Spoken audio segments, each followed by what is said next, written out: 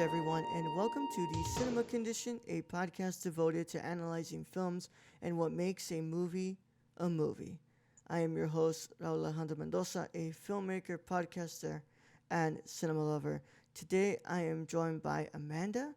They are the editor in chief slash founder of Candid X Cinema, and today they have selected Christopher Nolan's Interstellar.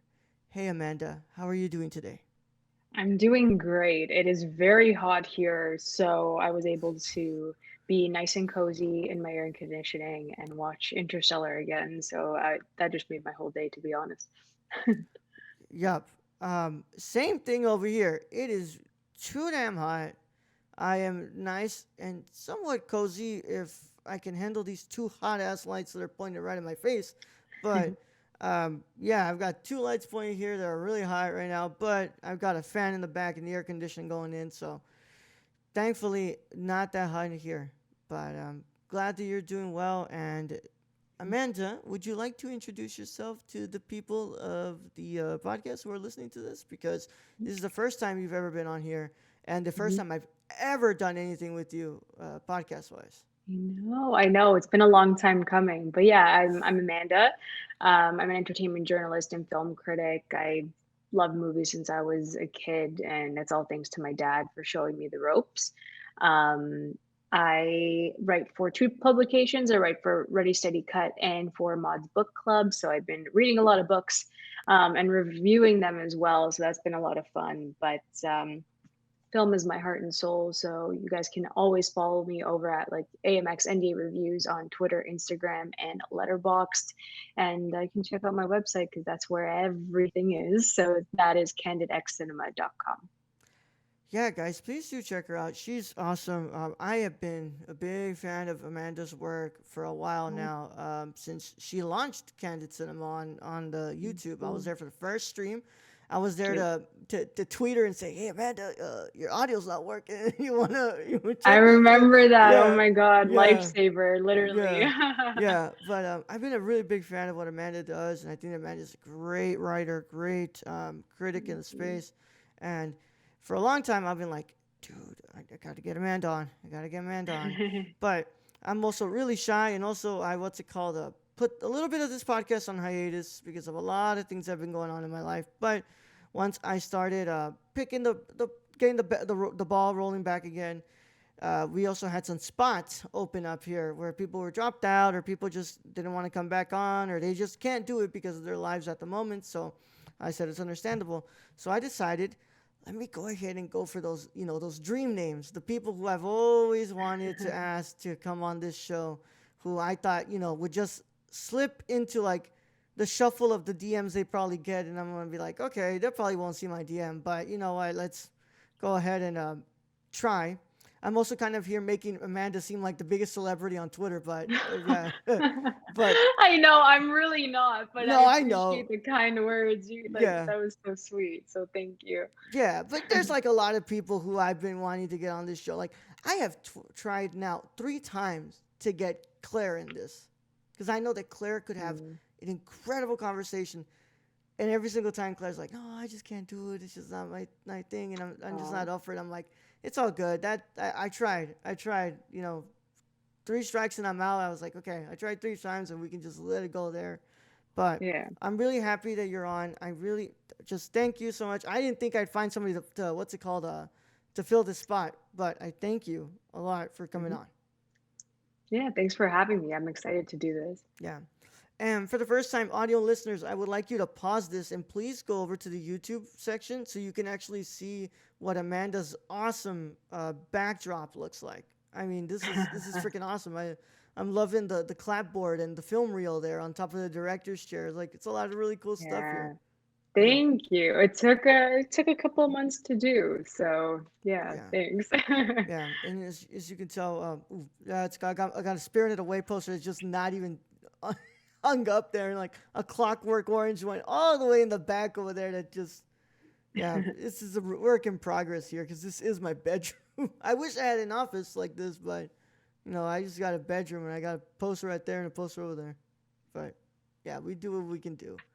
But Yeah, of course.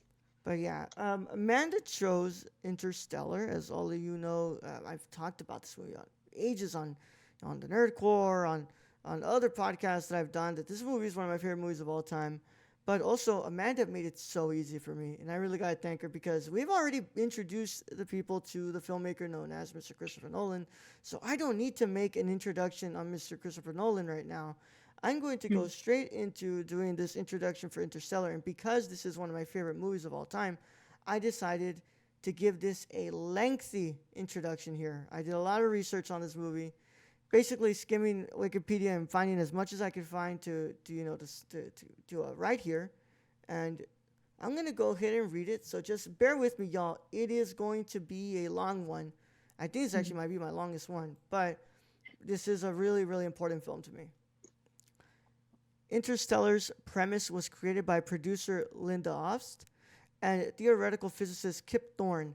They conceived a scenario where the universe's most exotic events become accessible to humans is caught and it caught the attention of Steven Spielberg to direct. In June 2006, Spielberg announced they were working on a science fiction film based on a treatment by Thorne and Ost. Jonathan Nolan was announced to write the screenplay in March 2007, but Interstellar was left without a director when Steven Spielberg moved DreamWorks from Paramount to Disney. Jonathan Nolan recommended his brother Christopher Nolan to direct the film and joined the project in 2012. Nolan wanted to use the idea of space time as an influence on the film and hoped that the film would bring interest to human spaceflight. Nolan researched the film by visiting NASA and the private space program by SpaceX. Jonathan Nolan spent 4 years working on the script, and even studied relativity at the California Institute of Technology. Christopher Nolan took various ideas from Jonathan and Thorne to create a script that would hopefully not lose the audience before he decided to merge it with a script he had been working on for years.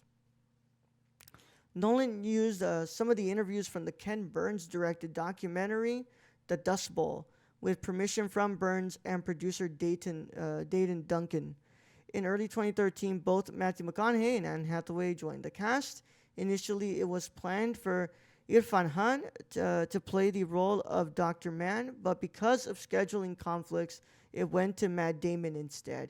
I just want to say, and I'll go ahead and continue on the introduction after this, Irfan Khan would have been incredible in that role. I think you I would would have have. rather have seen Irfan Khan than Matt Damon, honestly. I completely agree. Yeah. Also, rest in peace. Yeah, because Irfan Khan had Yeah, passed, like, I think last year, right? I think so. Yeah. Yeah. What an incredible actor. I think he would have been phenomenal in that role. Hmm. You would have. Yeah. Interstellar was shot on 35 millimeter film using Panavision anamorphic format and IMAX 70 millimeter film. Cinematographer Hoyten van Hoytema was hired after usual collaborator Wally Feister was working on his directorial debut film. Nolan used more IMAX cameras than he usually had on this project. Well, until then, because I believe he's started to use a little more on now on Oppenheimer, but I may be wrong there. But I didn't really correct that here. But until Mm. this time, he had used the most IMAX cameras that he's been using in his career, and and built interior sets to minimize the use of CGI. They planted 500 acres of crops to recreate the Dust Bowl. Filming locations included various places in the province of Alberta, Canada. The film took influence from various films like 2001: A Space Odyssey, Alien, Star Wars, Blade Runner, and one of my personal favorite movies, Andrei Tarkovsky's The Mirror, Jaws, Close Encounters of the Third Kind, The Right Stuff, and The Treasure of the Sierra Madre. The film premiered on October 26th at the TCL Chinese Theater in Los Angeles, California. The film would go on to be nominated for 5 categories at the 87th Academy Awards, including Best Original Score, Best Production Design, Best Sound Editing, Best Sound Mixing, and one for Best Visual Effects. That's a lot, but that is the information I could write down on Christopher Nolan's Interstellar. And Amanda, um, Mhm. I would like to ask you, why did you pick this film? I know it was between two films, but why did you pick Interstellar?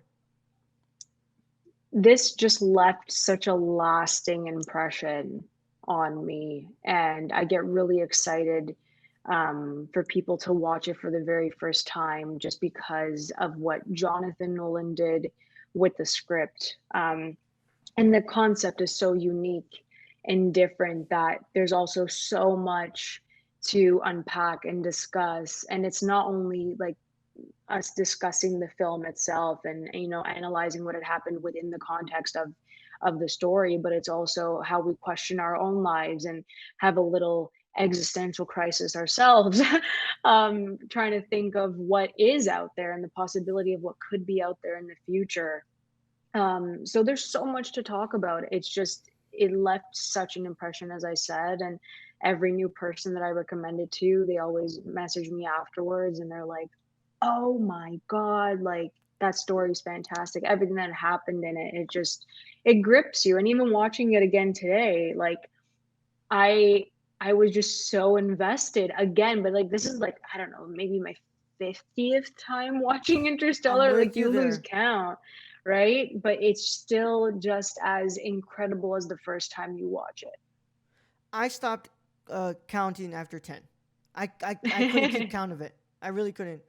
Um, It's hard. like I said, I thank you for bringing this because I know that we were bound to discuss Christopher Nolan on this podcast, and we did Mhm. it with an upcoming episode on the podcast that has yet to be released. But by the time this is released, it's already been up. But we did Memento, and Mm. he, my guest actually was telling me how her husband, who's also on the show, that who did No Country for All Men, she was like, he loves this movie. Like this movie is so great. And I was like, then why didn't he pick it? Like I've been waiting. Yeah. There's like certain movies that I'm waiting for people to pick. Like it finally happened with Mhm. my co-host for my other podcast when he finally chose Stalker from Tarkovsky. And I was like, Mhm. finally, I was like, somebody wants to do this one because I love that movie so much, and I've always said that that movie changed my life forever after the first time I watched it. Now somebody Mhm. finally picked the whole three Godfathers. We're gonna do those. Hey, We're doing very those nice. in season three, and Love it. there's just specific movies that I'm waiting for somebody to get. But of course, I'm never gonna push anybody to do them because this is ultimately up to the guests to choose them. And I'm glad that you picked this one because this movie is just super important to me. I Mhm. watched this when it came out in 2014. I was a Same. senior in high school who was very dead set on wanting to be an engineer. But I I don't know, maybe at the time when I watched this, in the back of my head subconsciously, I think Raul always knew that he wanted to be a director and a writer and he wanted to make films because when I got out of that theater watching this movie, I wasn't left amazed by the science, even though I kind of convinced myself that it was the science. I think I was more so, you know, amazed by the level of filmmaking that Christopher Nolan brought, the way that he was able to bring this story that's not even just about, science. It's deep downside, it's a story about a father and a daughter who are trying to get back to each other and reconnect with each other. And Mhm. I watched it and I was just amazed. I was amazed and I rewatched it over and over again after purchasing the Walmart special edition that I still have that Mhm. no longer plays on my player anymore, on my Blu-ray, because it's that scratched up. I Oh rewatched my it over God. and over that when I got my 4K player, the first movie I picked up on my 4K player was Interstellar. I I said, love this. I'm not going to upgrade until I have the player for this, of course, with the TV and everything, because I want to get this in the best possible quality. And I was like, dude, I don't have this movie anymore, like physically. I can't watch it anymore because this thing is already like scratched up. So I Yeah. bought that and I rewatched it again, and I'm pretty sure I'm gonna wait a day that the 4K of this one goes bad too, and maybe I'll wait Same. for them to do a upgrade for it and they add like Dolby Vision HDR or something, or I don't know. But I was telling you that when you chose this Mhm. one, I was like, dude, I literally just did the 4K review up on my channel. I was like, wow, Yeah. like you couldn't have picked a better time because I was like, yes, I already rewatched it, but I'm gonna rewatch it again. Obviously, I need to rewatch it. But Mhm. this movie is so important to me. This movie is one of my favorite movies of all time. Um, Easily in my top 10. It's there's no way that it's not even included in my like at least upper five. I mean, it's Yeah. this one, Stalker, and um, Beautiful. All those movies like are so important to me, and I think that they're films that were just like key to opening my eyes to what film is and what the art of cinema can be. Mhm. Yeah. So That's what usually happens. I think like with our top fives or top tens, like as we watch it, like like when we're younger, you kind of see cinema differently, and that's yeah. what those films offer. So it's really cool to see how everyone's top tens kind of shape who they are. Yeah. It's always so great to like be able to revisit this and like Hmm. feel like oh shit, okay. It is possible to feel like the first time that I watched this cuz like it's still very much like 18-year-old Rawood sitting in that theater with his mom and his brother. First of all, my mom not having a damn clue what's going on that screen. She just took us because I was like, "Mom, like this movie looks really good." Like my little brother was like, "Yes, mom, like we need to go see this." And my mom was just like, oh, "Okay, I guess I'll take you." And we were just there sitting with her and just she was like not even knowing what the hell was going on, probably asleep. And me and my brother were just like mesmerized. And I was like, I'm still every time I watch this again, I'm I'm taken back. Like I'm watching this and I'm still amazed. Like it's crazy how I can still be amazed over about a movie that I've watched like at least give or take 20 times. I know. I'm with you there. It blew my mind today, honestly. Yeah. And of course, this podcast doesn't concern itself whether I like the film or not, but I thank you for picking something like this one because obviously I love this movie. But Hmm. God, man, this movie is incredible. I don't think it's ever going to be not like I think, and this might be crazy to say it, but and I don't care. This is our generation's 2001: A Space Odyssey. This Yes. 100% is. I think 100%. Yeah.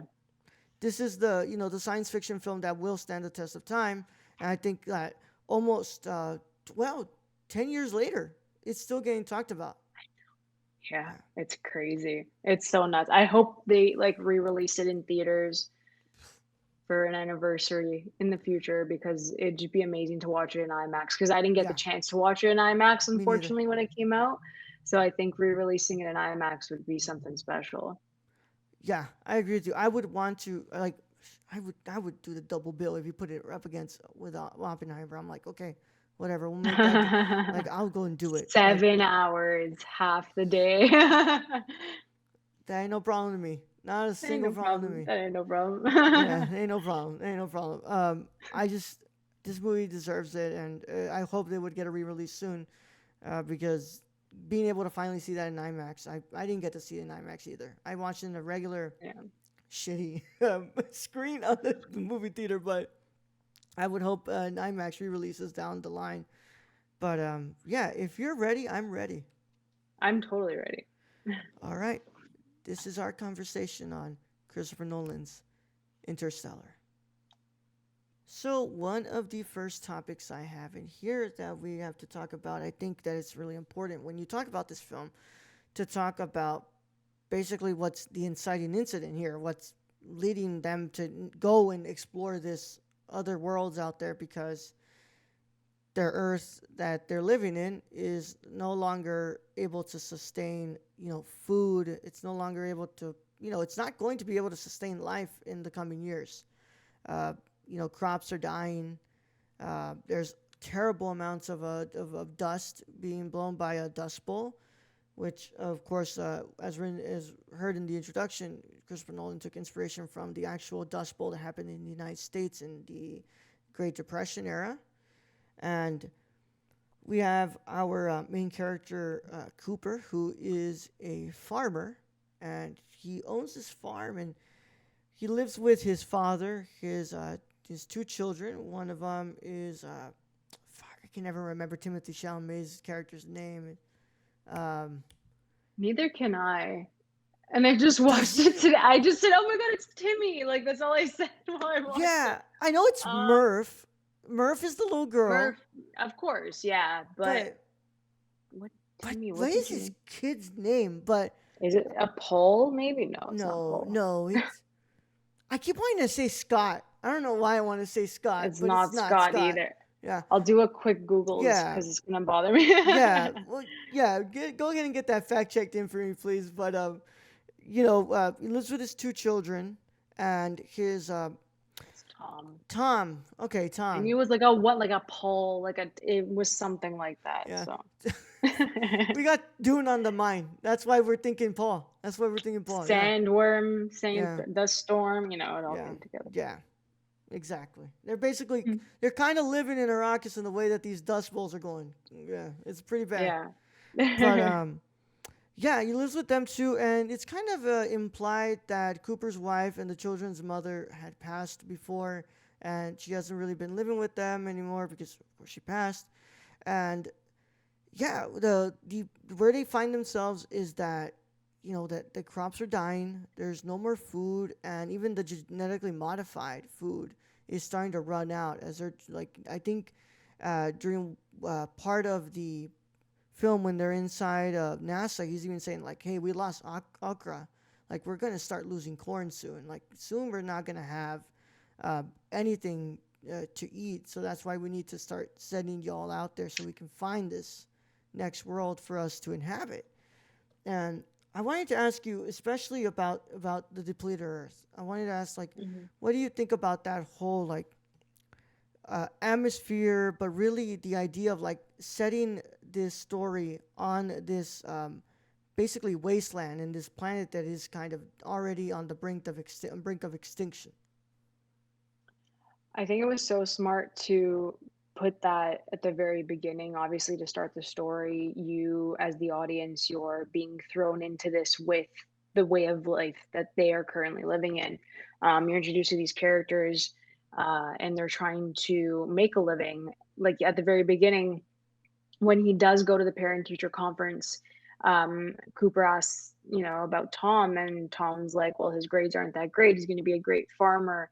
And it's the fact that, like, there's no ambition, like, from the teachers to be like, but no, we'll keep pushing because they even know that their way of life is just, it's not going to move past the way they're currently living. It's not going to improve.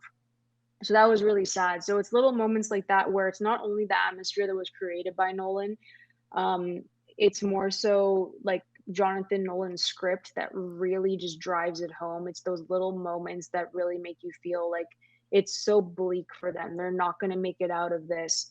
Um, and I really like that because it's such a natural way of integrating these characters into another life, something that we can relate to, but also like they're on a completely different timeline, a completely different, obviously science fiction, a very fictional place, but we can relate because of the characters and what they're going through. So I think that they really grounded it, even though this is a very far-fetched idea. It could possibly be true, we don't know, but that's what I love the most about Jonathan Nolan's script is that he grounds it with these characters and makes it believable, even though it feels like it's like we're just a small speck in Earth and like this galaxy. So I think that's what's really important here. Yeah, and it's like we hear it all the time in the world that we live in. Like we're at the point of no return. Like we're at the point here where like our planet is either we're either going to do this big change to get the planet back and being able to live longer here, or we're going to hit Mhm. that point where we're not going to be able to go back and fix this. We're just going to live inside this what we're looking at here. And it's really interesting the way that Jonathan Nolan does this script here, and because we always kind of we kind of always have this idea of like these big jobs like the engineers of the world,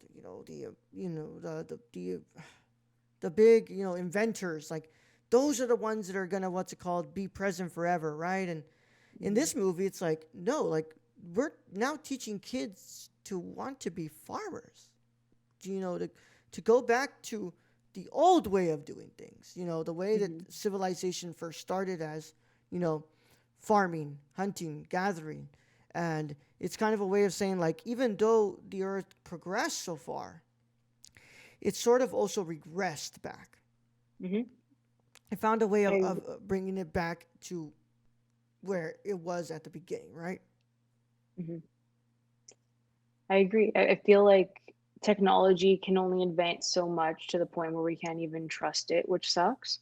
Yeah. And I think that both Nolans really brought that to the forefront because it was just so sad. It's devastating to watch Mm-hmm. because you have an engineer who trusts in machines, and like his wife passed away because a machine couldn't like deliver the proper like information to save her. So Mm-hmm. that pulls him back. And like that's just so conflicting for him to even move forward, that even the when we're gonna get to later, like the whole like equation itself, he trusts in it because of everything that he has gone through. And it's because he is someone who, worked with them and understands the machinery. But like it can turn against you if you have someone who doesn't understand it and they're using it for their own personal gain. So at the end, it's like we should go back to basics, but is it too late to go back to basics? And that's what we can even think about with like the touch of a fingertip on our phones and how far we've come. Like it's just the fact that something has got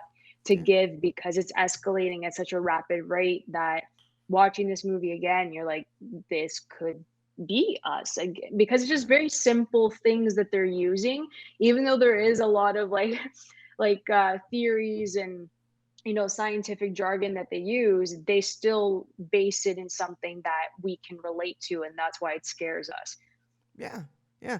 I mean, and also it's just like just the way that the time that we're doing this podcast here, and where we're living through this odd place that I never thought we'd get to. We always heard about it, like, oh, AI and VR and all these things, and it's like I never thought we'd get to this point, Hmm.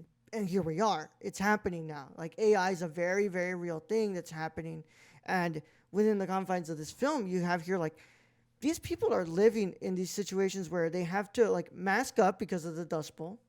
They have to put their bowls upside down, like in they have because of the dust coming in to make sure it doesn't get into the actual like other parts of the bowl, so that way they can at least make sure that the dust stays outside of it. And they have to like lock up their windows and everything to make sure that just nothing comes inside because Hmm. it what's called would cause permanent damage to the people who are living in there, as you can see towards the end of the film as well, where Tom, Tom's kid, what's called is Yeah. developed a lung problem, where he's in the one of the big themes about this film where you're inside this earth is like the whole idea of like adapting, like we have to adapt, and instead of like fixing the problem, we just got to adapt to it. We got to just live through it. We got to make sure that we're here and we're masking up, we're logging up our windows, we're what's it called, flipping over our bowls so that way these things don't affect us, instead of trying to fix this earth that is, you know, going to be extinct soon. Yeah, I know. It just the ending really got to me because they were just so feisty with Casey Affleck, who plays Tom. Because like, how could you still want to stay here if you know what's going to happen to your daughter and your wife and your son? Like, how are you going to stay here? And then Murph just really wants, to help. And that ending, I really love the editing, going back and forth, like because like especially with time, no one really appreciates editors and what they're capable of. And I Mm-hmm. think in that very moment, to parallel like the future self and like that time jump, I thought that was really interesting the way they did that. But it's really just something that this movie could have only have done to make people think about the grand scope of the world and what technology is capable of and what humans are capable of as well. Because not only do we adapt, the only reason why humans adapt is because they explore. So if we're not able to explore anymore, which is another big thing that they kept saying throughout Interstellar, if we're not able to explore and know the truth and be honest, they're hiding things from us, then we can't expand and maybe save the planet that we're currently on. I agree with what you're saying, and it's the way that just the Nolans construct that, and how this area, it's like you. Not a lot of filmmakers really have you stay in this area long enough to what's it called to really grasp at why they're leaving, right? And Hmm. it's at least like in 2001: A Space Odyssey. We start right off the bat in space. We don't even know why the hell we're in space. Like, we don't know anything about what's going on Earth. We know nothing about why they've decided to leave that and go to explore these things. But within this film, the Nolans just have to create this atmosphere so that way you understand and introduce you to why they would be leaving, and it's pretty understandable. But yet, people still stay there, and it's like here is the hope for this mission to hopefully, get these people out of here to go ahead and go into a to this next world. And every time I rewatch this film, there's one quote that always comes to mind that I can't even remember where the hell who said it, but it was like, we where it says we're living like if we have another world to go to, uh, when it comes to like the way that we treat the Earth, and Hmm. that's exactly the way that they've kind of treated Earth within Interstellar. And when it comes to that, like it affects the way that we school children. It comes to the way that we want them to what's it called think about exploring, like you said. You telling kids that and whether they believe it or not, it's their right and their opinion, right? But you bringing them in and saying like, well, the moon landing was fake. It was all just Soviet propaganda, and it was propaganda to beat the Soviets and stuff. And you're basically limiting these kids to like not want to explore out of their bubble there and be like, Yeah. no, our place here on this earth is only to be farmers. It is to make sure that we can sustain life here. Don't think about outside of Earth, because what's it called? I doubt we'll get there. We don't even like. They're convinced they don't even have a NASA anymore. I know. It's crazy to think about because it's not like they tell them. Obviously, the government hides stuff. Mm-hmm. But to even like that one scene in the beginning where they changed the textbooks, they updated the textbooks, like you said, like, oh, we never went on the moon. Like, what? What do you mean we didn't go on the moon? Yeah. That floored me.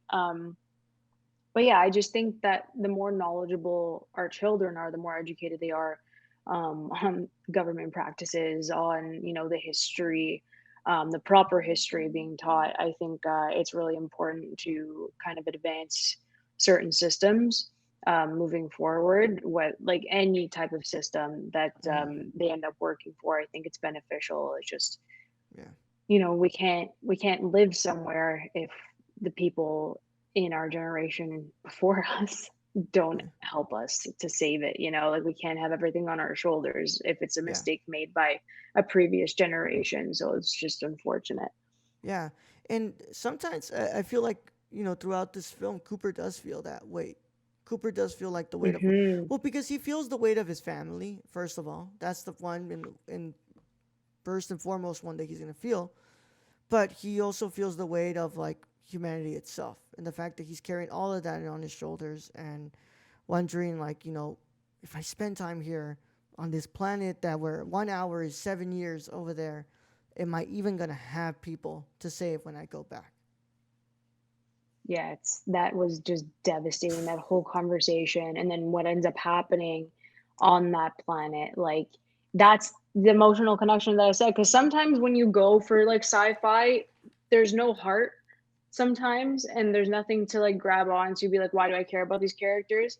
But this one is, like, I've cried watching Interstellar, like, it's crazy how much I've cried watching this thing, but the thing with Cooper is that he's just so ambitious and he wants to save the planet. He wants to teach his kids, the value of, hard work and education. Like he wants to do that, but he also wants it for every other person. So when he finds out that like Brand lied, that scene's also heartbreaking because he believes in the science. Yeah. You blindly believe in the science because you've studied it, you've done it yourself, you've gone places, and you know it through and through. And then when you blindly trust, that means that you're being tested as well. It's like, well, my entire life has been a lie. Everything that I've studied has been a lie. What can I possibly do? So it's really conflicting for Cooper. And I think Anne Hathaway had said it, and in the movie, where she's like, she had wanted to make a decision to go back to one of the planets because she was in love with, I forgot the character's name, Edmonds, I think. And yeah, Edmonds. Um, Yeah. it was Edmonds. So she wanted to go back to, like, their planet, but obviously a decision had to be made to pull forward. And then she's like, "Oh, I'm sure that you'll make, like, the morally right decision between saving the planet or just, like, saving your children to see if you're gonna move ahead and, like, go with plan B." And I think the whole plan A, plan B situation, I know I'm jumping, like, to Mm. Doctor It's all good. yeah, I know that whole thing, especially with Coop, like, it was such a difficult decision for him because his kids were there. Um, and even the people that went on this journey, you had 5 different mindsets to make this decision, and that's where the issue is in space, because it's also difficult to make, um, you know, something like some conflict other than an obstacle, like a meteor hitting, Hmm. the spaceship or something like that, which is usually the case, or they're, like, flying out into this, like, into the void, which they usually do, but they're actual, like, in-depth, detailed conversations about saving humanity. So that is, like, something, again, Jonathan Nolan's script, I think, is one of his best, working with his brother. Like, it was just Yeah. perfect. And to an extent, like all of them are, Dr. Brand and well, the both brands, Papa Hmm. Brand and Dr. Brand, they all, every one of them, including Coop, are all selfish in a way. They all, one of them is thinking about his kids, um, and wanting to save them. Dr. Brand is thinking about wanting to go to Edmund's planet so that he could reunite with the person that she fell in love with. And Dr. Brand is selfish for keeping the um, the fact that he never solved that he already solved the equation, that there was just no way of us going out here. Um, and they all act on what they want, and to an extent, I mean, they're a good, what's it called, a representation of what us as humans are. We're always going to go back to those things. Like, we're always going to go back to love, to family, to those things Hmm. that have always built the human condition. And Nolan's script just reinforced that a lot. And when it comes to Cooper, and I wanted just to finally get on that one. I know we were jumping around, but I wanted Hmm. to talk about Cooper. Cooper's, first and foremost, Cooper is a family man. Cooper loves his kids. He loves his dad, even though he has like this. He has this really cool relationship with his dad, where you can call him old man, and he's like little, little Matthew McConaughey ish kind of acting there, where he like, he's kind of little, you know, Texan boy with his dad. We never even get told where exactly they are, but Yeah. what's it called? His performance always kind of gives me the vibes of like, we're somewhere in the south, kind of like upper, like, I mean, lower Midwest ish, like we're in middle America somewhere. We're somewhere in there. But he loves his family, and he's obviously willing to do whatever he can for his family, especially going on a space expedition to freaking explore 3 different planets that may or may not even be inhabitable. And Cooper Cooper is also like an engineer. He was also part of that NASA program, and he was, he had, what's it called, these ambitions. Like you said, he was so ambitious. He wanted to, you know, to find different ways for us to get out of Earth, so that way we could, explore life out of this. But of course, the state of the Earth that he lives in killed that ambition, and the fact that he had to, of course, assume the sole position of a father in the household, a single father, and having to deal with the loss of his wife as well, kind of killed all that ambition. So when Cooper finally gets this once in a lifetime opportunity to finally explore again, it's kind of interesting to see how Cooper reacts to that. It's, you kind of see 2 different sides of him, right? You see the man who wants to protect his family and make sure that they have a planet to live on even after they die, even after he dies, and then you have the other side, which was the man who was an engineer, the man who was an explorer, and is vastly interested in wanting to uh, explore past what we have here on Earth. I That was beautifully said for Cooper, to be honest. No, seriously, I also, it's just sidebar. I really do think that this was Matthew McConaughey's best performance that One hundred year. percent. I thought it was fantastic. Him crying, listening to Tom's videos and then to Murph, like it was just devastating That's the watching part that him gets me. That's the part that. every time. Sorry. Like does not miss. I sob. Um, but yeah, going back to, him being ambitious and, he has to make a decision. I think what people forget is that when you're when you become a parent and like you have your child, everyone around you forgets that you're still a person. You're still an individual. You had goals before you got married. You had goals before, you had children. But that doesn't mean that all of that should be thrown away once you have kids. And it's great that Cooper like shares that with Murphy and shares that with Tom and tries to pass down as much as he can to his kids. But then this opportunity arises, and he can be the person that, he once was before all the bad stuff started happening and what he originally went to school for, what he became an engineer for. And I think that that was also a little sliver of something to give him a fresh start, a clean slate, a new life for himself, especially after his wife passed away. Is, like that's always very tough. Um, so he keeps that in mind, and I think that in order for him to kind of move forward in this new lifestyle that that he created for himself now, with his kids and his dad living with him, I think that him going to space was more so of a I feel like it was more so, not, I don't want to say a selfish act, but it was for himself. He had to do it for himself. It's more so for that than like to save his kids at that point until he hears everything that is about to happen on Earth. Like the more he finds out while he's up there, the more it Yeah. shifts and then it becomes more about his kids. So I thought Yeah. that it's just a very complex character. So many layers for Cooper, and just goes through a wide range of emotions up there. And it was McConaughey was absolutely brilliant in that role. Yeah, and I don't know if you'll agree with me on this, but it hits him that hard with that time when he hears the what's it called about the equation not be have already been solved a while ago. I think it hits him hard because he realizes like, oh crap, did I just abandon my kids? Like Yeah, these kids are having to grow up without a mother, and they're dealing with that loss, and now I'm not there, and they have to deal with the fact that basically their father abandoned them because Murph believes what's called wants to find out if her dad knew that, and like in the back of her mind, she probably thinks like my dad abandoned me. He left us here to die. He left us here with my grandfather, who's well on his way out, and hmm there's nobody else who's gonna be here to take care of us, and we have to deal with it like ourselves.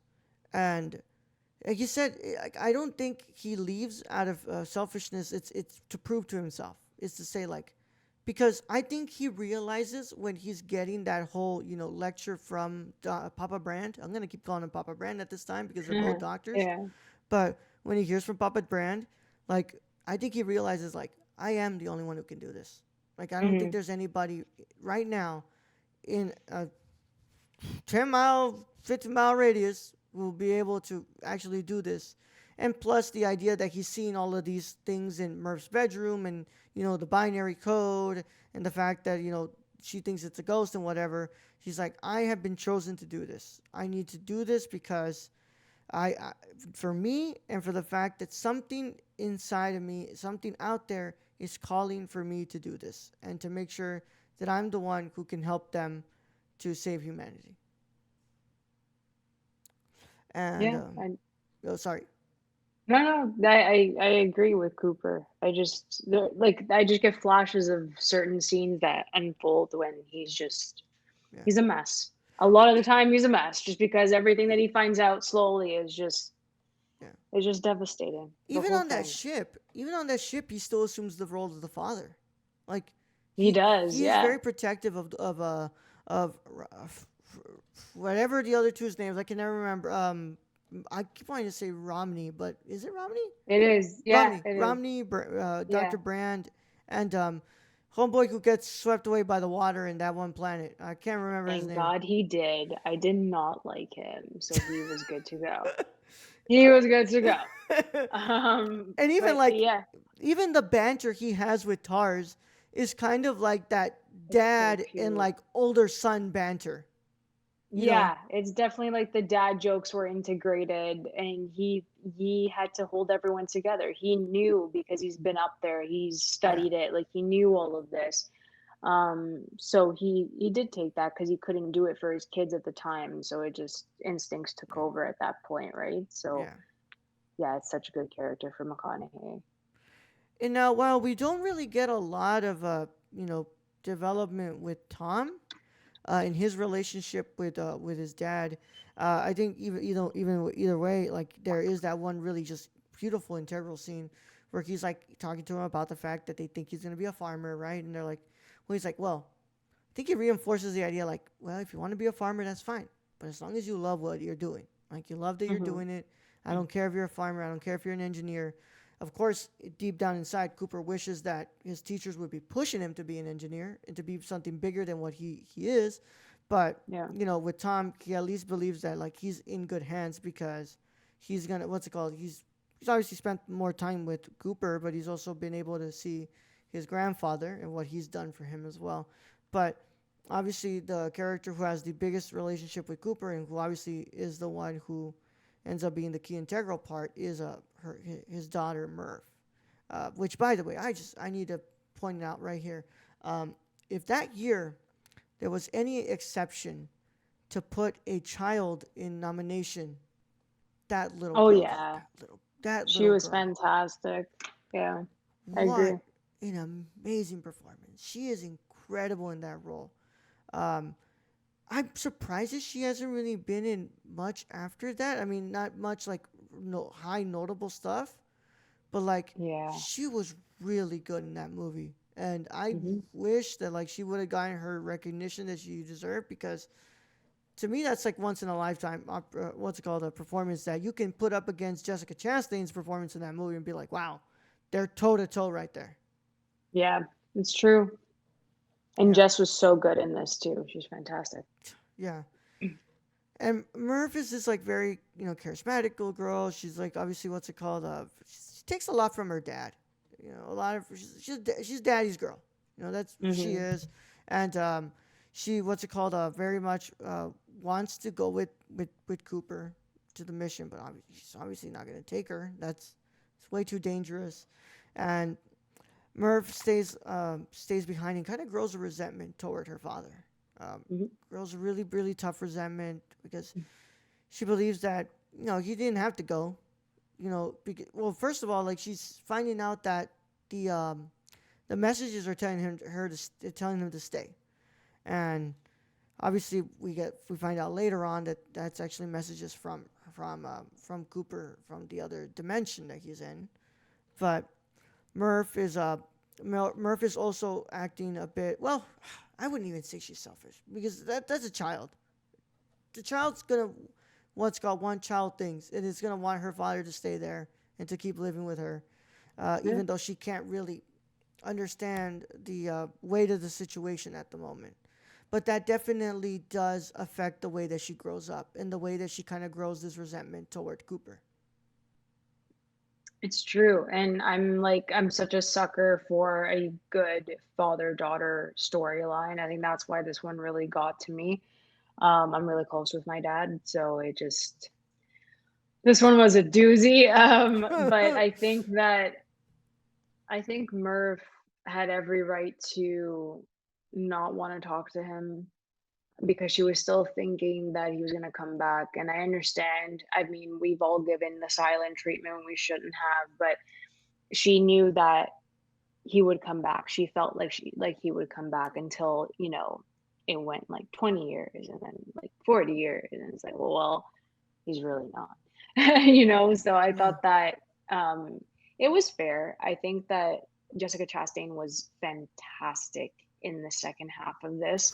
I think that the parallel of her trying to figure it out while her dad was finding out all of this information, especially with oh my god, what's his name? Matt Damon's character. Oh my Uh, god.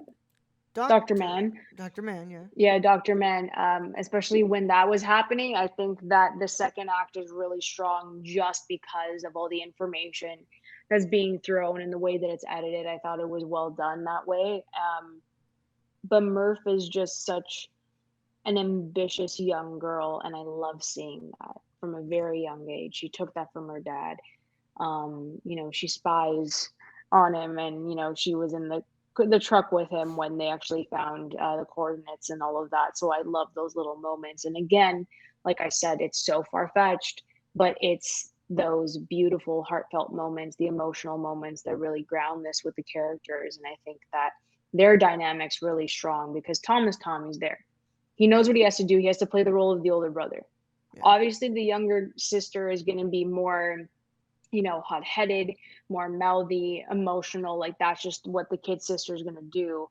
Um, but it's really hard to leave your child and think that you're abandoning them, and that Yeah. this is the result of that. She kept pushing, she kept fighting, and she knew that once she figured everything else out, that he would come back for her. And Yeah. the whole scene in that other dimension, absolute perfection. It really gets my heart, that one, because it's such a unique way of showing time passing and time bending. And I think that, we don't know what's on the other side Yeah. anywhere. The universe talks to us, the universe does things like that. So I thought that was really interesting. But Murph is probably one of my favorite characters of all Touche. time. Yeah. Yeah. Me too.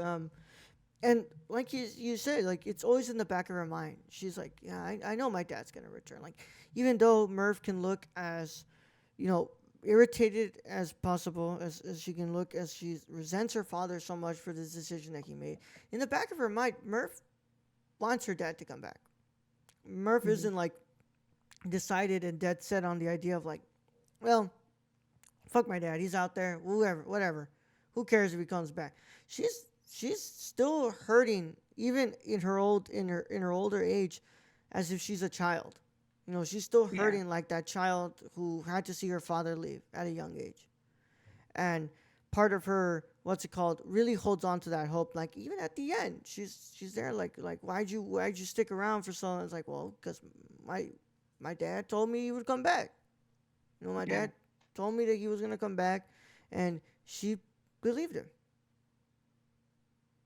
It's just so sad because it's like you're never going to heal that inner child until like there is a message or like there is some closure, and it's just I think Jess played it so well. She played it so well because it was just very emotional for her the entire experience, even going back into the house, going back into her room where it started it all, like the gravitational pull Hmm. that's there, the anomaly, like it's just oh, it's just sucks. It Yeah. sucks. It was heartbreaking.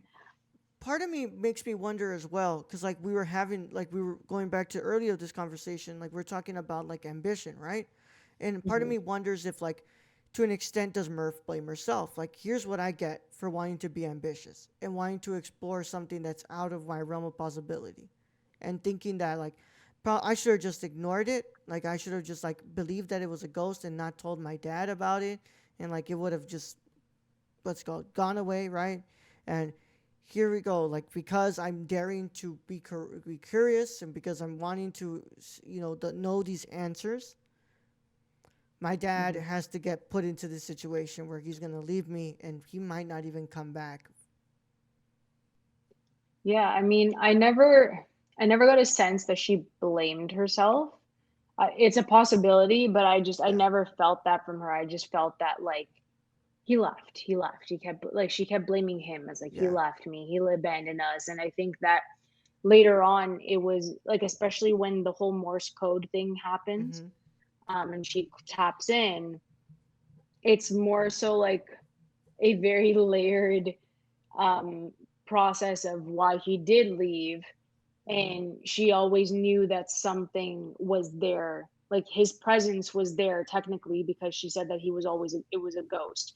And then that's where like her father was. So Yeah. even then, like she could feel that connection to him, and I thought that was really interesting too, that she pulled all of that.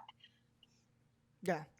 So, what's it called? I'm gonna go ahead and switch up order here. I want to talk about Dr. Hmm. Brand before we'll talk about the brands before we go Hmm. into the big science, what's it called, discussion here, because that's a big part of this movie. But Yeah. we've already kind of covered Dr. Brand here. She's she's very based in like the science of it all. She's been set on Earth for as long as she's been here. She has not gone up into space. She's only been here. She's been studying everything. She's been working through the engineering of all the things, and she only believes in what is there. But deep down inside of her, she is also in love with Dr. Edmonds, and Dr. Brand just plays is such an interesting character that juxtaposes Cooper. Cooper wants to act like Hmm. this very strong man who has it all figured out, who, what's it called, who is dead set on being the father, who is going to go up there, get this stuff situated. He's going to come back and he's going to be able to be back with his kids. While Dr. Brand kind of looks at it like steps ahead of what's going to happen. It's like, here we go. Like, here's the eggs that we're going to fertilize in case we don't have this world for us to go back to. The world to go back to. And but she's also human in the fact that she loves Dr. Edmonds and she wants to be with him, and it is, to an extent, she does feel kind of like a little selfish, right, that she wants to go there, but it's like her heart is telling her to do that. Her mind, Hmm. her human instincts is saying chase this feeling of wanting to go over there to that planet, and we learn at the end he probably should have gone to that planet anyway because that was the one that Hmm. was the good one. That was the last good one. But Dr. Brand just plays a really interesting comparison to who Coop is. Oh, for sure. I love that you brought that up, because with her, obviously, other than her dad, she really has nothing left to go back. There's no point of her going back to Earth. Um, so she wants to move forward. She wants to go to that planet. And I thought that their conversations just written so well. I love their dialogue, but I also love that even though they would get irritated with each other, they still understood the other's viewpoint. So it was really an interesting journey with the two of them. Not so much anybody else that's on the ship, no offense to them, but they were like really engaging because of that. And she, all she had was her dad. She doesn't have like a future on Earth unless it's with Dr. Edmonds, right? So I think that they planned that well. I think Annie Hathaway was great. That was during a time when people were very upset with her for some reason. They disliked her for Les Miserables and her winning for Les Miserables, because I remember the haircut. So it was like the exact same like couple of years that she kind of fell out of grace, because she was technically a sweetheart before those years. But now watching her back in Interstellar, I just don't understand why that even happened, because I thought she was great in this. I think the whole cast was great. Yeah, But I love that they worked off of each other. I think they did a fantastic job, and their conversations thankfully were very engaging, because like I said, it can get dull in space if you don't have these in-depth conversations questioning, your morality, and questioning what's really out there and what you need to go back to. yeah, and it shows like our need as humans to connect with each other, our need Mhm. to talk to each other. Like, as much as we would like to just stay inside and be like, oh, I don't need to be outside. I don't need to socialize with people. Humans need connections. Humans need to talk with each other. They need to communicate. They need Mhm. to be with their common man. Like they have to be with each other. You know, and that's kind of like what's shown throughout the relationship of Dr. Brandon Cooper. It's like, as much as they butt heads, as much as they irritate each other, as much as, it is difficult for both of them to understand their viewpoints, they respect each other. And they understand each other to an extent because they know that they're up there in this void known as space. and they are just only human. They're just human. Yeah. They're not what's it called. They're not these omnipotent creatures. They're not these people who are gonna fix everything in the snap of a finger. They're not gonna correct everything. They're just four people in space who are gonna try their best to do this mission. And the only way they're gonna do it is by being able to communicate with each other effectively and be able to understand each other on a level that humans need to do. You need to understand each other. Definitely. You need that. Well, especially because with Matt Damon, just a sidebar, because like Dr. Mann, Yeah, horrible human being, just absolutely horrible. I hate But his I ass. don't think I hate him so much. And like I remember not knowing that Matt Damon was marketed in this cast. Like Yeah, I didn't hear anything about Matt Damon at all. And then I remember watching Interstellar and I was just like, why the hell is he here? Like, this doesn't yeah, make sense. Like it was the most random, like it's random to have Matt Damon there. yeah, And then the more you watch Dr. Man, the more you're like, this guy's sketchy. This is yeah, terrible. And he brings up like, I haven't seen another person, I haven't seen another human face in years. But I'm like, there's a reason because you are cruel yeah, and you were just gonna like sabotage everything and like take it for yourself and yeah, like just horrible.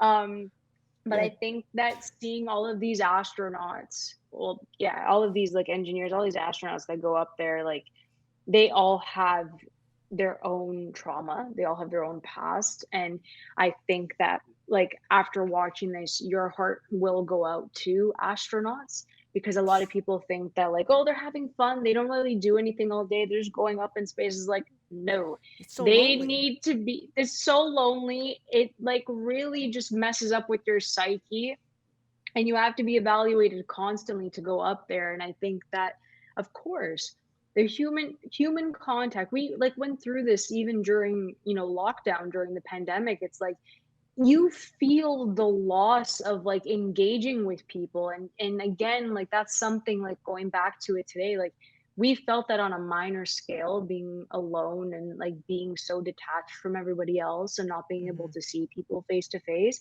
that like watching it again puts it into perspective. Like they're up there for like 10 years, 7 like days, years without contact, and it just makes you not take things for granted and just to appreciate the life that you're currently living. Yeah, and and you bring up like you said, Dr. Mann, right? Dr. Mann represents all the ugliness of humanity. Like, if Yes. anybody wants to make the argument for who's actually selfish in this film, it is Dr. Mann. Dr. Is willing to True. jeopardize everything about this mission, everything about humanity's future and all this, just to go back home. Because he truly is the selfish one, and it comes back to bite him in the ass when he tries to dock that thing, and Yeah. he explodes, and he obviously dies because he doesn't he wants to make himself look like the one who has suffered the most because he's been out here for so long, when in reality, dude, you were taking pretty much just a long nap, like they explained it. That's all you were doing. Like, yeah, you were Yeah. alone, but like compared to like what's it called, the people who have actually died in this mission, like you were just napping, and you're over here It's trying true. to make yourself more important, as to make it feel like your what's it called, your life is of more value to all the people who are going to be waiting back there to have a new place to go to. And Yeah. I agree with you. It was really weird for Matt Damon to be there because I was like, I didn't know he was in this movie. And I remember when I showed it to my uncles for the first time, they just there and they go, I'm like, oh, they watch it and they're like, I'm Matt Damon, and I'm like, oh shit. He's like, oh, you were surprised too, and he goes, ah, he's like in Spanish, they're like, Matt Damon's in this. And I'm like, yeah, Yeah, it was like shook. We're like, what? what? Like, what is this? Yeah, It's a but nice touch, though. I like now knowing that Irfan Khan was supposed to be in this, like I really wonder like who would have done the better job of us hating them. I think it would have been difficult for me to hate Irfan Khan in this role. So I'm Isn't glad. that sad? Poor Yeah, Matt Damon. it's like Matt Literally, Damon just poor had to Matt. show up and make us hate him. Yeah, Yeah, poor Matt. yeah, Sorry, Matt Damon, if you listen to this. yeah, We're sorry. yeah. I doubt this will find his ears, but you know, if it does, I'm sorry, Matt Damon, but I hate your guts in this movie. I really do. He's He did just his job. he did his job really well. Literally. Yeah, Yeah. and then and another person who I kind of hate his guts because he lied to everybody in this movie is of course Papa Brand here, and Oh. in his whole equation. Uh, First of all, Michael Caine just fantastic. Great performance as well. He does a great job in Mhm. this movie. But you know, Papa Brand here has everybody convinced that like if we get them out there, we explore these worlds, we're gonna make it possible to what's it called to to have a world for us to go back to. I'm gonna finish up this equation, and if it what's it called and by the time they're back, I'm gonna have this thing figured out so that we can get out of here. And it's obviously not true. Dr. Brand has been lying. He has this what's it called he's had this thing figured out for a long time. I believe Matt Damon's Dr. Mann says that he's had it since he left, right? Since Mhm. Dr. Mann left. Yeah. Yeah, and it obviously it pains him on his deathbed. That's the thing that he has to apologize for. That's the thing that eats away at his soul to know that he's been lying to everybody. But I think that deep down inside, he doesn't have like the emotional strength to be able to look everybody in the eye and tell them like, Mhm. guys, I've been lying. Like I don't know what I'm doing here. I put all of my life and career and thought into like fixing this situation, and I have nothing to show for it. Yeah, I mean, he was a coward at that point. I think that like finding out that he had the equation done right before Matt Damon left, Dr. Mann left, is just very questionable because he spoke to Cooper and he sent his daughter. So that was just, it's a decision that I don't know how he made it. Um, but I do think the fact that he tells Murph just sets off so much. And it was at the right time, I think, in the script. It was a perfect placement to drop that bomb on all of them because that pushes into the third act, or else like it was getting a bit like, I don't want to say repetitive, but there was a lull um around that where I'm like, is it gonna pick up again? Is it not? And then that is what just sets everything off. But yeah, I think Michael Caine did a great job. Um, but it's really hard to be the person who creates something, um, and then it kind of snowballs into something that you didn't expect because other people add their ideas, and then you don't fully have the grasp on it anymore, and then you pull back and let other people take over. And I think that's what it taught us in that moment where he already knew that it was hopeless. And Yeah, he's like, but we can still learn and we can get data and we can, explore different galaxies and planets still. And it's like, it's absolutely useless if we don't have people to even study this anymore. Like, what's the point of this? So that is just, it's devastating. It's devastating. And that moment, again, Jess was fantastic in that scene. The tears were real, yelling at him, all of that. I think that it was the perfect push into the third act in that moment. yeah, and and I don't know if you'll agree with me on this, but I think that's another character who who feels the weight on his shoulders too. And as much as we can sit Definitely. here, as much as we can sit here and call him a coward, because he is, that's another person in this movie who's feeling the weight of everything on his shoulders. I'm the one Yeah. who sent them out there. I'm the one who has, at this point, might have just sent seven people to their death. Well, actually, hold on, not even seven, because there was a whole ass Multi- row, right? Of people, there's like, more. there's more. Yeah, yeah. Like, I sent a massive group of people to their death. I have to live with that. I have to live with the idea Hmm. that this equation that I put my life on is not, what's it called? It's not going to work for us. It's just not going to work. And I have to look everybody in the eye, and and the easiest way, instead of like, you know, which is another human thing for us to go back to, is like, it's so hard for humans to, what's it called? because we've been conditioned that we have to, what's it called, always be looking out for this. We always have to, be bigger than we are. It's hard for humans to realize when they fuck up, and when they're just not, Hmm. when they just don't have the answers to the questions. It's true. It's just they don't know what to do, that they stay quiet at the end of the day. Yeah, And it's not something that like they should do yeah, whatsoever. So it's tough. I think it's tough for everyone. And that's why it's always secretive. Like they even like NASA was taken down and like deconstructed because of what had happened. And I think they said that there was a bomb that went off and they blamed NASA, and then the whole yeah, like dust crop, like that's what ended up happening. But that's the government doing that and making a villain out of someone, just to call it spade of spade. And then them coming back in secret is just, that's the start of something that's sketchy. Like, why are you coming back in secret? What are you studying? So no one's ever going to be honest ever when it comes to like such a grand scale like this. So I think that it's difficult all around. yeah. And I mean, I think that's why that character plays so well alongside Murph, because like Murph's this like person who's like so hopeful, and obviously Doctor Papa Rand here is just not hopeful anymore. He just doesn't know what's Hmm. going on anymore, and she's super honest. I mean, she's able to ask that question to a woman who's literally gonna hear for the first time that her father passed away, and ask her, "Did you know?" And start asking her right off the bat, like, "Did you know about this? Did my father Yeah. abandon me?" And Murph is just very different from him, and I think that's why she makes the perfect person to like figure all this out, because she has been, what's it called? She never lost that hope. Like, even though she's had to live with all this, with her father leaving, she never once lost that hope to find the answer to this. And Dr. Papa Brand over here just he takes it with him to his grave, and and that's the really sad part, is that he was willing to take that all to his grave.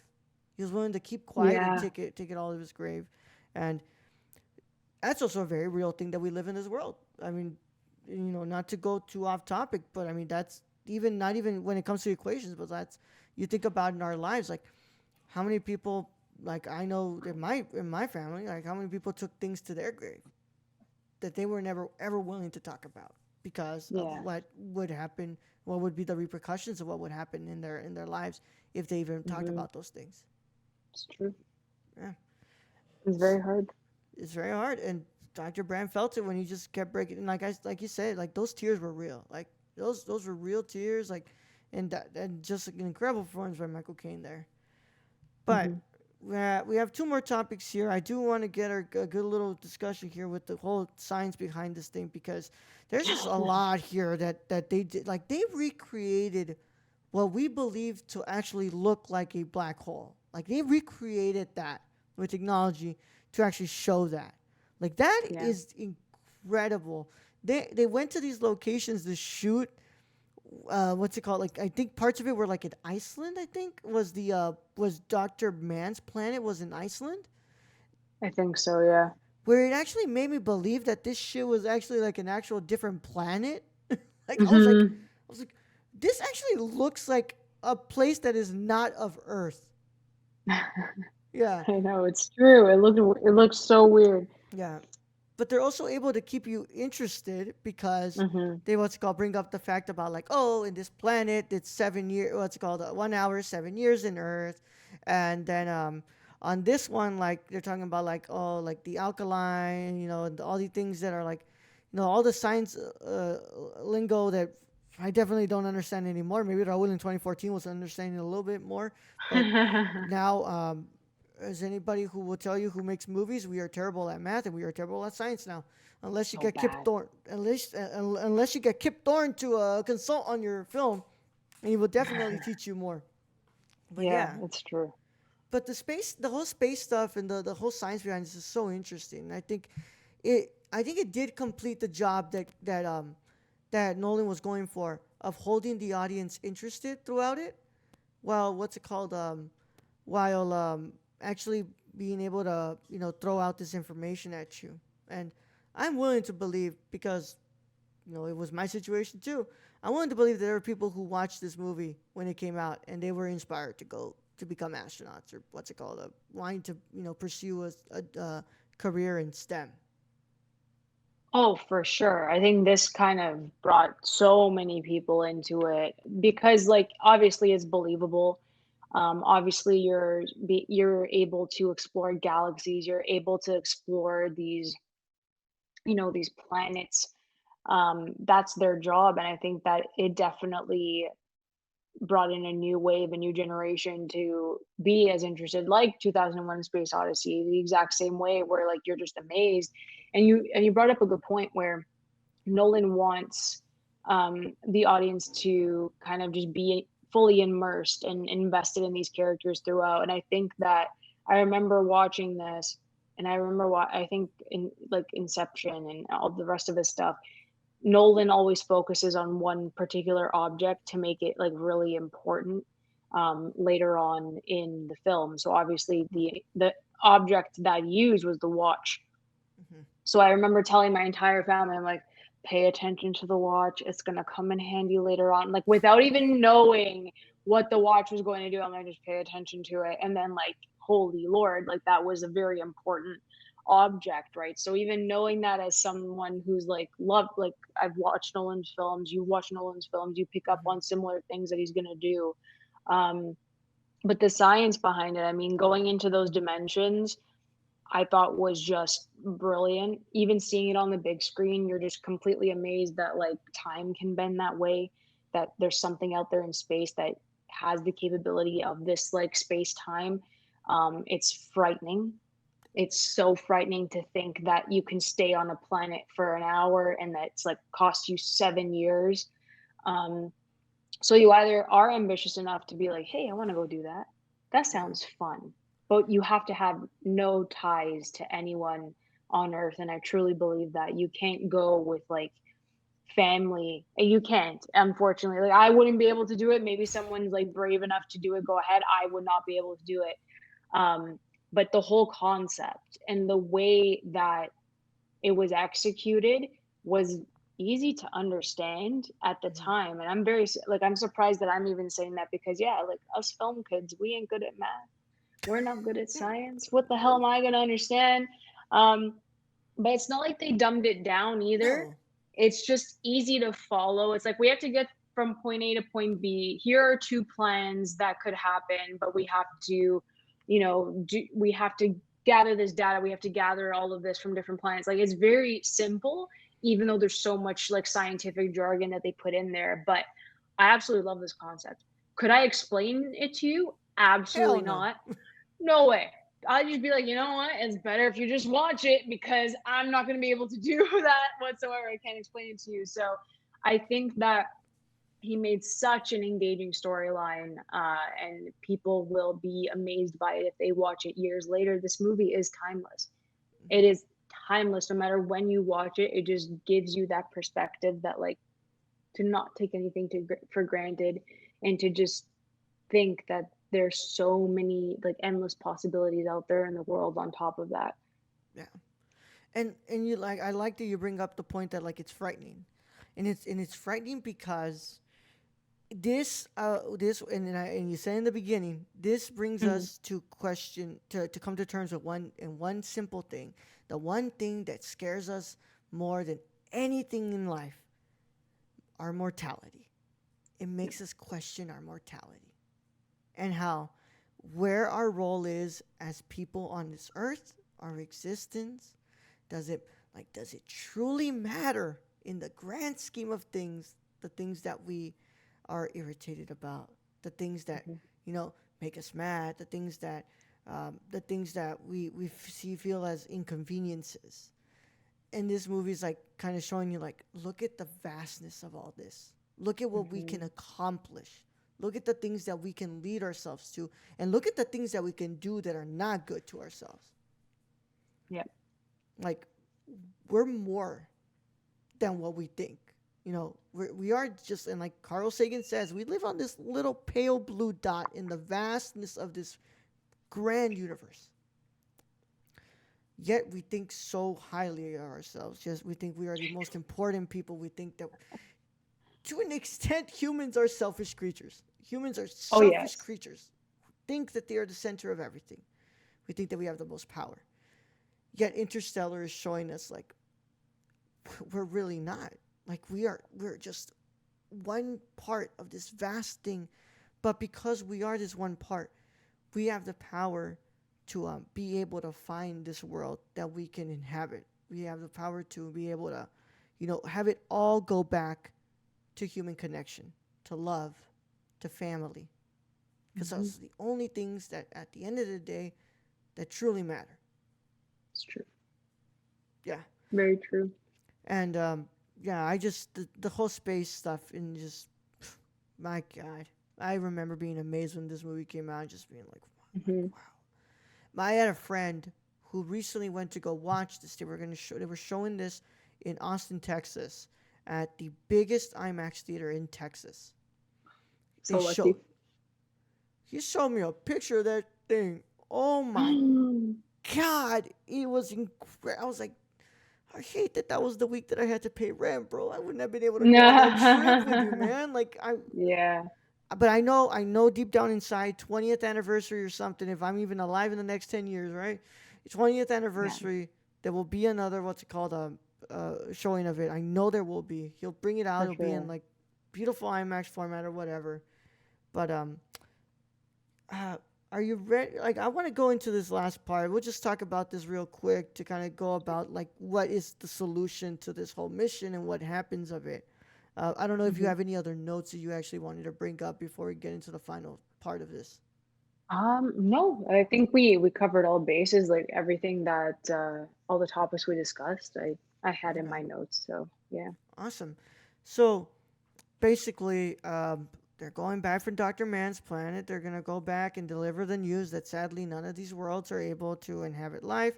But way before that, Romney actually gave Coop this idea of actually going inside a gargantua to the black hole and discovering what is in there. Once again, we're going back to the idea that like us as humans, we're so curious. Like, dude, just try it. Who cares?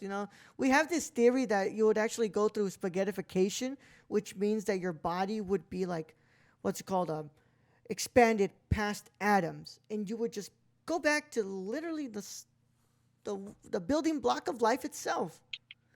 But Romney tells Coop, like, who cares? Just go in there, see what happens when you go in there. And they're led to what's it called? Coop makes Bran believe that that's what's gonna happen. They're just gonna go back, and that's gonna be okay. But Coop goes into the black hole.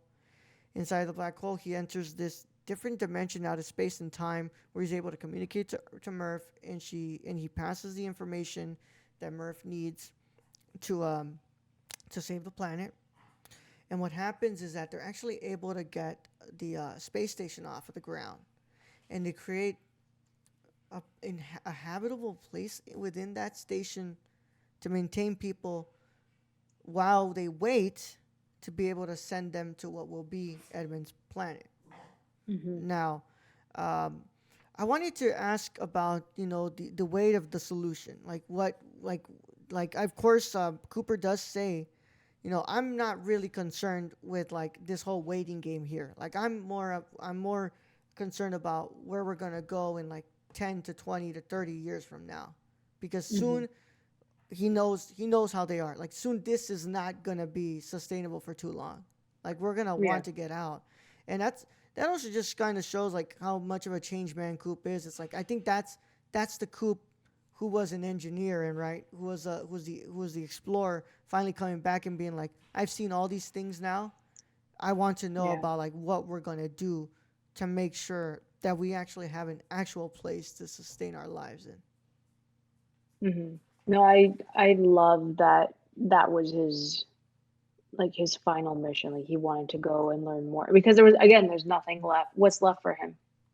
If his daughter was passing, like if Murph passed, like that obviously means like Tom is no longer with them Mm-hmm. either because he was older too, right? So I thought that the solution was just, it got me so emotional just because he could have gone back earlier, and Mm-hmm. like he could have set that in time, like in motion earlier and he couldn't, and then he had to see his daughter on it, like on her deathbed, and it's just so devastating because they lost so much time and there was so much hopefulness in, he made his daughter, like, he passed so much of his knowledge on to his daughter that he didn't even have the time to like be proud of her and bask in like the success of what she had worked on, and I think that all of that was like he had to just leave it there and he had to move on. He had to move on.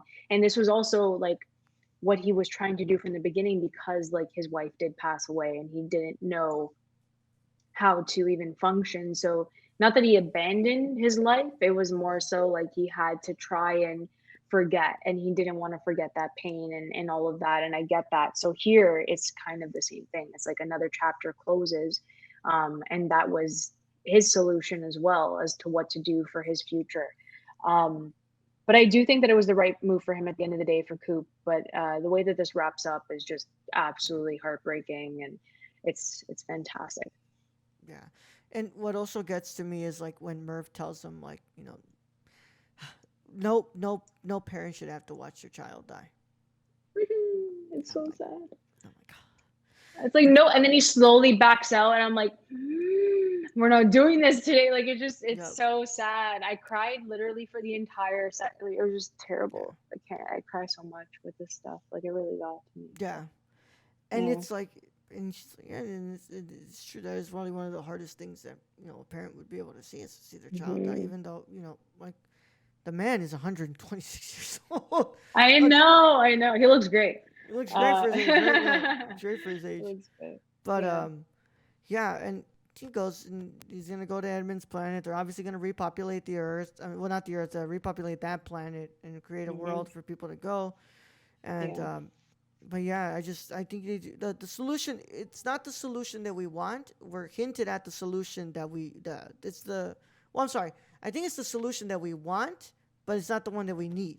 The one that we need is the one that's Yeah. hinted at the end, and that's the one that the people are going to be able to live with. But it was all possible because Merv believed that her father was going to come back, and yeah, Yeah. that concludes our conversation. Yeah. Yeah, that It concludes our was so good. conversation on Christopher Nolan's Interstellar. And my dog is just saying, "Open the door for me, man. I want to get out this room. Why are you keeping Aw. me here with me?" But but we're not done yet. First of all, I want to say thank you so much, Amanda. It was a pleasure having you on talking about this movie. Aw. Uh, you brought an incredible insight into this, and I'm glad that you picked this movie. I know that you were gonna piss people off because you picked this movie. There's a lot of people probably who wanted this movie, but y'all should have picked it before her. There is, What are you guys doing? Come yeah, on. there is 61 episodes before this one. Y'all had the chance to Yeah. pick it. Like, come on. Nobody brought it up to my attention. Yeah, but Amanda, again, if anybody who's still listening past this point, can you let them know where they can find you again? Yeah, well, yeah, of course. Well, thank you so much for having me. This was a blast, and I could talk about this movie all day. It was fantastic. Um, you guys can always follow me over at AMX NDA Reviews on Twitter, Instagram, and Letterboxd. And you can check out my website, candidxcinema.com, and my YouTube, Candid Cinema.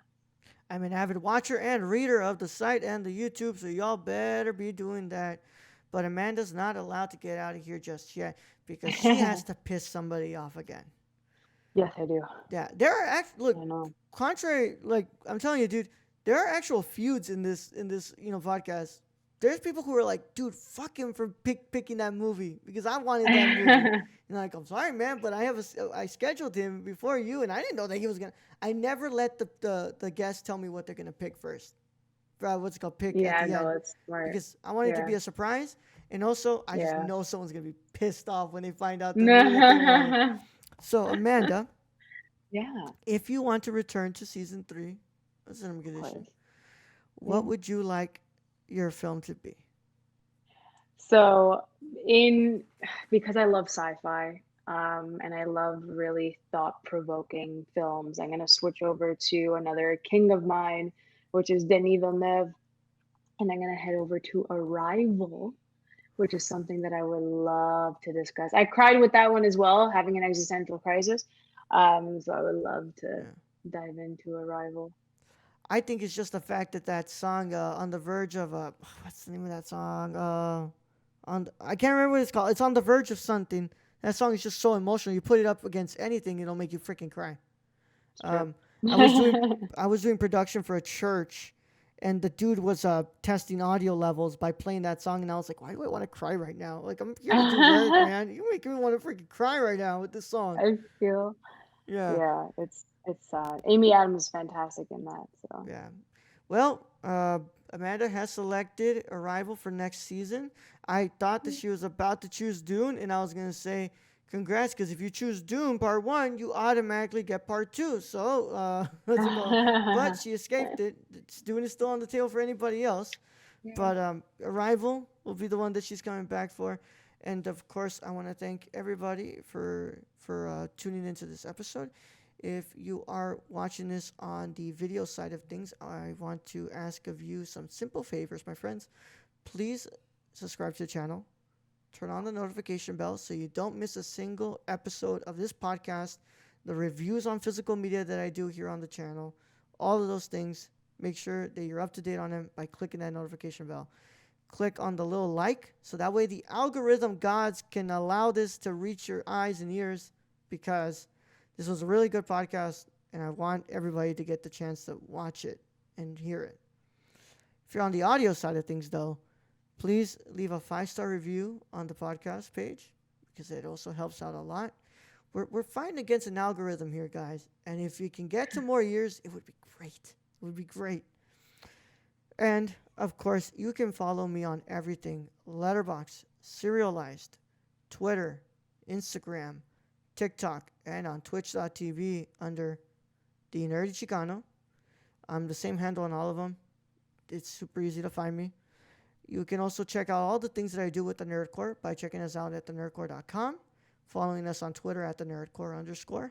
I'm still waiting on Elon to delete the Nerdcore from Twitter, because they have been inactive since 2013. So please do that, because I want the underscore out of this name. But I'll be patient in that area. YouTube and Twitch are under the Nerdcore as well. So check that out, guys. We've been doing some really good work. At the time of recording, we just wrapped up our month on Alejandro Jodorowsky. So we've been doing we've been doing 5 of his films. So go and check those out, y'all. And of course, I don't want to let you all know what's next, because I like to keep it a secret so you guys can just experience this as blindly as you can. But as always, to my wonderful cinephiles and renowned scholars, celebrate the love of cinema today, tomorrow, and every day after. Catch you on the next one, guys. Bye bye.